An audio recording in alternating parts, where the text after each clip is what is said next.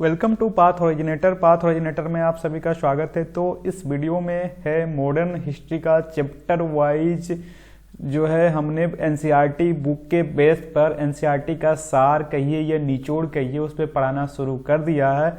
तो इसमें है सबसे पहला चैप्टर, वो है आपका यूरोपीय कंपनियों का भारत में आगमन, जिसमें कि आपको हम पढ़ाएंगे कि सबसे पहले कौन कौन से कंपनीज आए, यूरोप के कौन आए व्यापार करने के लिए, और उसके बाद उन्होंने कहाँ कंपनियां स्थापित की और उसके बारे में डिटेल।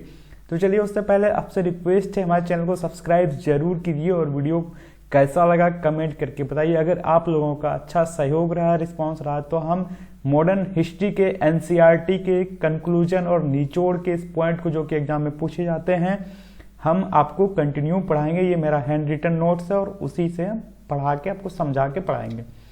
तो देखिए, आगमन का सबसे पहला जो क्रम था वो था पुर्तगाली, उसके बाद डच, ब्रिटिश, डेनिश, फ्रांसीसी और स्वीडिश। हुआ ये था कि सबसे पहले जो है भौगोलिक खोजों का आरंभ स्पेन वासियों ने किया था और इसीलिए वहां से ही भौगोलिक खोज जो है आरंभ हुआ। और सबसे पहले 1494 ईस्वी में कोलंबस ने जो है भारत का खोज करने के लिए निकले थे, लेकिन उन्होंने अमेरिका पहुंच गया और अमेरिका की खोज कर दिया।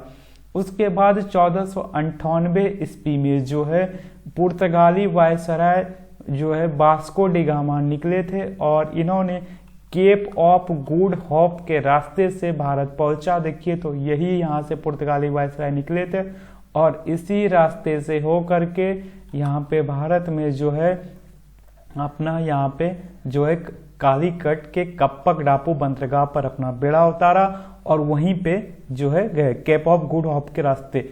और इसमें सबसे बड़ा इम्पोर्टेंट पॉइंट ये है कि वास्को डी गामा ने जो है एक गुजराती पथ प्रदर्शक अब्दुल मजीद की सहायता लिया था इस केप ऑफ गुड होप के रास्ते जो है यूरोप से चलकर भारत पहुंचने में। और ये 17 मई 1498 ईस्वी को कालीकट के प्रसिद्ध बंदरगाह कप्पक डापू पहुंचे थे और वहां पे एक हिंदू राजा थे उस समय जमोरीन, जिन्होंने की इनका स्वागत किया और यहाँ से जो है मसाले और जड़ी बूटियां ले जाने का और आदेश भी दिया। लेकिन ये जो लेके गए थे वो लेके गए थे काली मिर्च और हेक्टर नामक जहाज से, और जब उनको वहाँ पे इस काली मिर्च को वहाँ पे बेचा तो 60 गुना का लाभ हुआ। और जब 60 गुना का लाभ हुआ तो उसके बाद ये व्यापार करना और शुरू किए। तो जो है ये वास्को डी गामा 1502 ईस्वी में पुनः एक बार भारत आया था। और उसके बाद बताते हैं हम आपको कि भारत पहुंचने वाला जो दूसरा पुर्तगाली था वो था पेड्रो एल्वारेज कैब्रॉल। ये कि भारत पहुंचने वाला दूसरा पुर्तगाली था। और पुर्तगाली ने 1503 ईस्वी में पहली फैक्ट्री कोचीन में स्थापित किया और 1505 ईस्वी में दूसरा फैक्ट्री कुन्नूर में स्थापित किया था। तो जितना पॉइंट हम अंडरलाइन कर रहे हैं सबसे एग्जाम में क्वेश्चन आता है। आपसे ये कभी नहीं पूछेगा एग्जाम में कि भारत पहुंचने वाला प्रथम पुर्तगाली कौन था, आपसे पूछेगा भारत पहुंचने वाला दूसरा पुर्तगाली कौन था, तो ये था पेड्रो एल्वारेज कैब्रॉल। उसके बाद चलिए चलते हैं कि 1503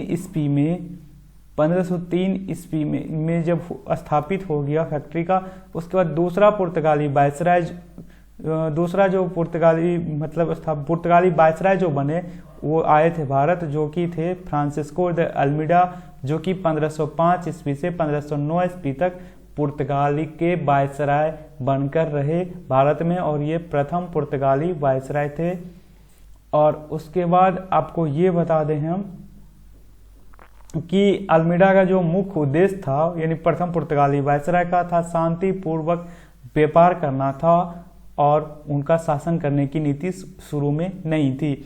और उसकी यही नीति जो है ब्लू वाटर पॉलिसी अथवा शांत जल की नीति के नाम से जाना जाता है। उसके बाद जो है दूसरा पुर्तगाली वायसराय आए जिनका कि नाम था अल्फांसो डी अब्लुकर्क और इन्होंने ये 1509 ईस्वी से 1515 ईस्वी तक भारत में पुर्तगाल के वायसराय रहे और भारत में पुर्तगाली शक्ति का वास्तविक संस्थापक अल्फांसो डी अल्बुकर्क को ही माना जाता है। और उसके बाद कोचीन को पुर्तगालियों का जो मुख्यालय बनाया वो अल्फांसो डी अल्बुकर्क ने ही बनाया। अल्बुकर्क चूंकि भारत में अस्थायी पुर्तगीज आबादी को बसाना चाहता था यानी बढ़ाना चाहता था, इसलिए उसने अपने स्वदेश वासियों को भारतीय स्थितियों से विवाह करने के लिए प्रोत्साहित भी किया था। उसके बाद तीसरा पुर्तगाली वायसराय जो आए वो आए आपका नुनो डी कुन्ना। नुनो डी कुन्ना 1529 ईस्वी से 1538 ईस्वी तक पुर्तगाली के तीसरा पुर्तगाली वायसराय रहे और इन्होंने गोवा में पुर्तगाली राज्य की औपचारिक राजधानी बनाया था। ये क्वेश्चन आपसे एग्जाम में पूछा जा सकता है कि पुर्तगाली ने अपना राजधानी कहाँ बनाया था भारत में, तो उसका आंसर होगा गोवा। और भारत आज़ाद होने के बाद भी जो है पुर्तगाली का गोवा पे कब्जा था ही। उसके बाद देखिए पुर्तगालियों ने कार्टेज, ये थे इनके तीसरे वायसराय नुनो डी कुन्ना, इन्होंने कार्टेज अरमेडा यानी काफिला व्यवस्था की शुरुआत की थी। ये व्यवस्था में होता क्या था कि पुर्तगाली को जो है समुद्र का शासक के रूप में जाना जाता था, तो इसमें कुछ शुल्क लेकर के आपको समुद्र में जो है सुरक्षा प्रदान किया जाता था पुर्तगालियों के द्वारा, जिसमें कि पुर्तगाली का एक जहाज जो है आगे रहता था, बीच में अगर आपका जहाज रहता था और उसके पीछे भी पुर्तगाली का जहाज रहता था। इसी को कहा जाता था कार्टेज अरमेडा यानी काफिला व्यवस्था। उसके बाद पुर्तगालियों ने भारत में प्रिंटिंग प्रेस यानी छपाई का भी कार्य आरंभ कर दिया था। उसके बाद पुर्तगाली के बाद आए थे भारत में डच, जो कि प्रथम डच यात्री थे कॉर्नेलियन हॉल्टमैन, जो कि 1596 ईस्वी में भारत के पूर्व में स्थित सुमात्रा पहुंचे थे। और प्रथम डच फैक्ट्री का जो स्थापना मसूलीपट्टनम में हुआ था वो 1605 ईस्वी में हुआ था। और डचों ने जो है मसालों के स्थान पर भारतीय कपड़ों के निर्यात को अधिक महत्व दिया। उसके बाद देखिए 1658 ईस्वी में डचों ने कासिम बाजार, बालासोर, पटना और नागपट्टनम में फैक्ट्रियां स्थापित की।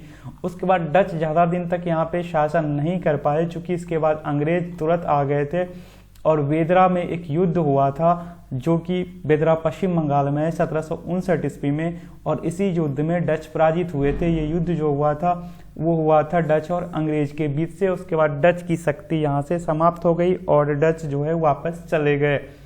उसके बाद जो अंग्रेज आए, इन्होंने तो देखिए अंग्रेज जो है सितंबर 1599 में, माफ कीजिएगा सितंबर 1599 में लंदन में लॉर्ड मेयर की अध्यक्षता में पूर्व देशों के साथ, यानी भारत के तरह जो है पूर्व में और सभी देश थे, उसे व्यापार करने के उद्देश्य से एक कंपनी का गठन किया गया था, जिसका नाम था governor and company of merchants of London trading into the east Indies रखा गया था। यही कंपनी बाद में इसका नाम चेंज होकर ईस्ट इंडिया कंपनी हो गया। और जिस समय ये कंपनी का गठन हो रहा था वहाँ पे 1599 ईस्वी में लॉर्ड मेयर की अध्यक्षता में, उस समय भारत का शासक जो है मुगल शासक अकबर के हाथ में था। और एग्जाम में आपसे बहुत बार क्वेश्चन पूछा गया है कि जिस एक समय ईस्ट इंडीज कंपनी का गठन हो रहा था उसमें भारत का शासक कौन थे, तो अकबर थे। अब देखिए जब ये गठन हो गया तो वहाँ से कैप्टन हॉकिंस के नेतृत्व में हेक्टर नामक प्रथम अंग्रेजी जहाज से जो है वहाँ पे अंग्रेज जो है 1608 ईस्वी में सूरत बंदरगाह पर पहुँचे। और उसके बाद कैप्टन जॉन हॉकिंस जो थे, यही कैप्टन हॉकिंस प्रथम अंग्रेज थे जो कि 1608 ईस्वी में जहांगीर के दरबार में पहुँचे। जहांगीर जो कि मुगल शासक थे उनके दरबार में पहुंचे, तो जहांगीर ने 1608 ईस्वी में अंग्रेज को सूरत में फैक्ट्री खोलने की अनुमति प्रदान की। ये कैप्टन जॉन हॉकिंस जो आए थे, ये जो है वहाँ पर ब्रिटिश के सम्राट जेम्स प्रथम, जो कि ब्रिटिश के उसमें सम्राट थे जेम्स प्रथम, उनका एक लेटर लेके आए थे, संदेश लेके आए थे, और उसमें ये इस बात का था कि वो अंग्रेज में सूरत में जो है फैक्ट्री स्थापित करना चाहते हैं व्यापार करने के लिए। तो इस पे जो है अंग्रेज को जो है जहांगीर ने अनुमति प्रदान कर दिया था। उसके बाद अंग्रेजों ने 1611 ईस्वी में मसूलीपट्टनम, जो कि अब जिस मछलीपट्टनम के नाम से भी जाना जाता है, पहले जाना जाता था मसूलीपट्टनम हो गया, में व्यापारिक कोठी स्थापित किया था। और उसके बाद 1632 ईस्वी में क्या हुआ था कि एक सुनहरा फरमान जारी किया गया था। और ये क्वेश्चन बार बार पूछा जाता है कि सुनहरा फरमान कब जारी किया गया था। तो देखिए 1632 ईस्वी में गोलकुंडा के सुल्तानों ने अंग्रेज को एक सुनहरा फरमान दिया। इसके अनुसार 500 पैगोडा वार्षिक कर देकर व्यापार करने की अनुमति दे दिया था गोलकुंडा में। उसके बाद देखिए क्या हुआ कि 1615 ईस्वी में दूसरा अंग्रेज सर टॉमस रो जहांगीर की ही दरबार में आया था। तो प्रथम अंग्रेज आया था कैप्टन हॉकिंस 1608 ईस्वी में, दूसरा अंग्रेज जो आया वो आया 1615 ईस्वी में। तो उसके बाद जो है क्या हुआ कि देखिए governor of company of merchant London trading industries का नाम बदलकर 1833 के चार्टर एक्ट के द्वारा ईस्ट इंडिया कंपनी कर दिया गया। तो ये आप याद कर लीजिए, क्वेश्चन आपसे पूछा जा सकता है कि government and company of merchants of London trading into the east Indies का नाम बदलकर किस चार्टर एक्ट के द्वारा ईस्ट इंडिया कंपनी कर दिया गया था। तो ये 1833 के चार्टर एक्ट के द्वारा। अंग्रेज के बाद जो यहाँ पे आए व्यापारी के रूप में वो आए थे डेनिस, और अंग्रेज डेनिस जो है व्यापारी के रूप में 1616 ईस्वी में भारत आए और ये ज़्यादा दिन तक व्यापार नहीं कर पाए थे, क्योंकि उसके बाद इन्होंने डेनिस ने 1620 ईस्वी में तंजौर के जिले के ट्रावनकोर में अपनी पहली फैक्ट्री स्थापित की थी और उसके बाद बंगाल के सेरामपुर में इन्होंने दूसरी फैक्ट्री स्थापित किया था। उसके बाद आए यहाँ पे फ्रांसीसी, जो कि लुईस 14वें के मंत्री कॉलवर्ट तथा सरकार की सहायता से 1614 ईस्वी में भारत से व्यापार करने के लिए प्रथम फ्रांसीसी, यहाँ पे आपको कट गया होगा मैं लिख देता हूँ, प्रथम फ्रांसीसी कंपनी द इंडियंस ओरिएंटल्स की स्थापना की गई थी, जिस तरह वहाँ पे ईस्ट इंडिया कंपनी की स्थापना की गई थी। तो फ्रांसीसी सर्वप्रथम पहले मेडागास्कर द्वीप पहुंचे थे, परंतु वहाँ उपनिवेश स्थापित करने में असफल रहे। उसके बाद भारत में फ्रांसीसियों की पहली कोठी फैंक्रो कैरो के द्वारा 1668 ईस्वी में सूरत में स्थापित किया गया था। फ्रांसीसी के द्वारा स्थापित किया गया बस्ती पांडिचेरी था, जो कि भारत में अभी भी है केंद्र शासित प्रदेश। ये फ्रांसीसी के द्वारा ही स्थापित किया गया था।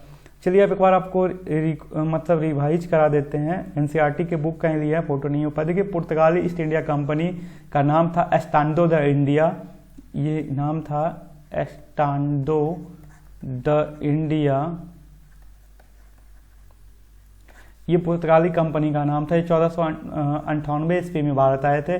स्थल था कालीकट और गवर्नर थे FD अल्मीडा प्रथम गवर्नर। उसके बाद अंग्रेजी ईस्ट इंडिया कंपनी, जिसका कि नाम था governor and company of merchants of London trading industries था। बाद में 1833 के चार्टर एक्ट के द्वारा ईस्ट इंडीज कंपनी हो गया था। ब्रिटेन देश के थे। 1600 ईस्वी में स्थापना हुई थी इस कंपनी की, और ये जो भारत में सबसे पहले आए थे वो सूरत में आए थे। उसके बाद सर टॉमस रो इसके गवर्नर थे। उसके बाद डच ईस्ट इंडिया कंपनी, जो कि डच हॉलैंड के रहने वाले थे, और 1602 ईस्वी में मसूलीपट्टनम आए थे और विनीज थे इनके गवर्नर।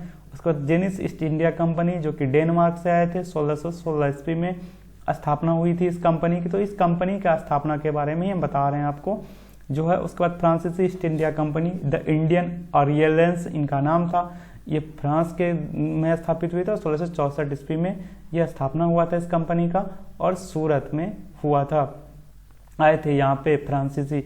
उसके बाद है स्वीडिश ईस्ट इंडिया कंपनी, जो कि स्वीडन के में स्थापित हुआ था 1731 ईस्वी में। बाहर जब आए थे तो ये गोहानबर्ग में स्थापित आए थे, और विलियम यूरेलिक्स इनके रहे थे। तो आने का जो क्रम था वो था पुर्तगाली, डच, ब्रिटिश, डेनिश, फ्रांसीसी और स्वीडिश। तो ये वीडियो आपको कैसा लगा कमेंट करके जरूर बताइए। फिर नेक्स्ट वीडियो में हम आपको पढ़ाते हैं चैप्टर 2 इसका।